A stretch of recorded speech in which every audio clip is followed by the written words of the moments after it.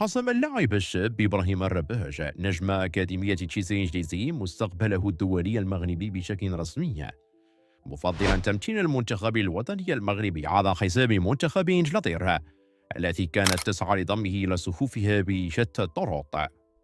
على مدار الأسابيع الماضية بدل كرسي فان بيفولي المدير الإداري التقني في الاتحاد المغربي لكرة القدم جهود مكثفة لإقناع اللاعب الصاعد بالانضمام إلى أسود الأطلس، وهو ما نجح فيه في النهاية. أبدى إبراهيم الرباج البالغ من العمر 16 عاما حماسه لتمثيل المغرب، حيث يشغل مركز خط وسط الهجوم ويعد من أبرز المواهب الواعدة في أكاديمية تشيلسي الإنجليزية.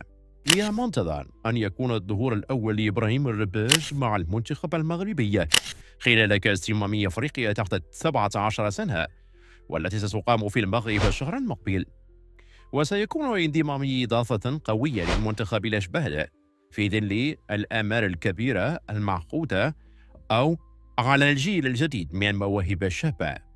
حيث يذكر أن اختيار الرباج لتمثيل المغرب يعكس النهج الذي يتبعه الاتحاد المغربي في استقطاب المواهب الشابة ذوي جيل الجنسية لتعزيز صفوف المنتخب الوطني المغربي. وعبر إبراهيم الرباج عن فخره واعتزازه بتمثيل المنتخب أسود الأطلس، خصوصا وأنه يجد الروح العائلية والكبيرة التي تقع داخل منتخب أشبال الأطلس.